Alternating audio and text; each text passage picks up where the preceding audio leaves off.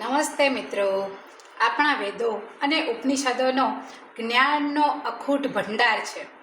આજે આપણે એક એવા ઉપનિષદ વિશે વાત કરવા જઈ રહ્યા છીએ જે માત્ર પ્રશ્નથી શરૂ થાય છે. કેન એટલે કે કોના દ્વારા. આપણું મન કોના દ્વારા વિચારે છે, આપણી આંખો કોના દ્વારા જોઈ શકે છે અને આ પ્રાણ કોના દ્વારા ચાલે છે. આ ગૂઢ પ્રશ્નોના જવાબ આપે છે કેન ઉપનિષદ. આપણે કેન ઉપનિષદનો પરિચય મેળવીએ તો કેન ઉપનિષદ સામવેદના તલવકાર બ્રાહ્મણનો એક ભાગ છે. તેને બ્રાહ્મણ ઉપનિષદ પણ કહેવામાં આવે છે. તેમાં 4 ખંડ છે. પહેલા 2 ખંડમાં પદ્ય કવિતામાં છે અને બાકીના 2 ગદ્ય વાર્તામાં છે. આ ઉપનિષદોનો મુખ્ય ઉદ્દેશ્ય એ સમજાવવાનો છે કે ઇન્દ્રિયો અને મન પાછળ કઈ શક્તિ કામ કરી રહી છે. પ્રથમ અને દ્વિતીય ખંડમાં પ્રશ્ન અને બ્રહ્મનું સ્વરૂપ. શિષ્ય પૂછે છે કે આ મન કોના દ્વારા પ્રેરિત છે, પ્રેરિત થઈને વિષયો તરફ દોડે છે. ઋષિ જવાબ આપે છે, કહે છે કે કાનનો પણ કાન છે અને મનનું પણ મન છે અને વાણીની પણ વાણી છે. બ્રહ્મ એ છે જેને આંખો જોઈ શકતી નથી, પણ જેના દ્વારા આંખો જોવે છે તેને વાણી દ્વારા સમજાવી શકાતું નથી, પણ જેના દ્વારા વાણી બોલાય છે તે જ બ્રહ્મ છે. ટૂંકમાં કહીએ તો આપણે જે જાણીએ છીએ તેનાથી તે અલગ છે અને જે નથી જાણતા તેનાથી પણ તે ઉપર છે. તૃતીય ખંડમાં યક્ષની વાર્તા છે.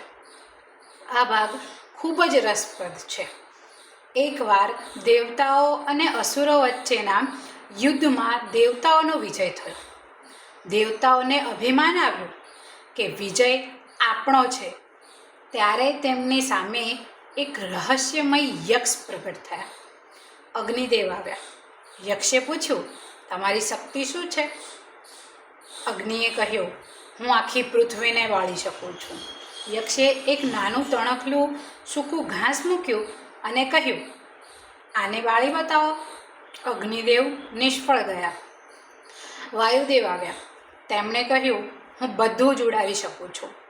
પણ તે એક તણખલાને પણ હલાવી ન શક્યા. છેલ્લે ઇન્દ્ર આવ્યા. ત્યારે યક્ષ અદૃશ્ય થઈ ગયા અને ત્યાં માતા ઉમા, હેમવાણીની પુત્રી, પ્રગટ થયા. તેમણે સમજાવ્યું કે તે યક્ષ બીજું કોઈ નહીં પણ બ્રહ્મ હતા.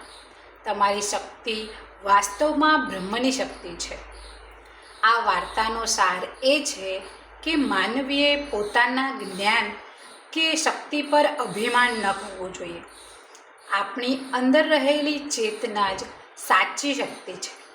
ઉપનિષદના અંતે કહેવાયું છે કે જે વ્યક્તિ આ તદ્દન પૂજનીય બ્રહ્મને જાણી લે છે તેને સર્વ જીવો પ્રેમ કરે છે. તપ, દમ, ઇન્દ્રિય નિગ્રહ અને કર્મ આ જ્ઞાનનો આધાર છે. તો મિત્રો, કેન ઉપનિષદ આપણને શીખવે છે કે સત્ય આપણી ઇન્દ્રિયોને પેલે પાર છે. જો આપણે શાંત રહીને અંતર્મુખ થઈએ તો જ આપણને તે પરમ તત્વને અનુભવી શકીએ છીએ. તમને આ વિડીયો કેવો લાગ્યો કોમેન્ટમાં જરૂર જણાવજો અને આવી જ ભારતીય જ્ઞાન પરંપરાની માહિતી માટે ચેનલને સબસ્ક્રાઈબ કરજો. ઓમ શાંતિ શાંતિ શાંતિ.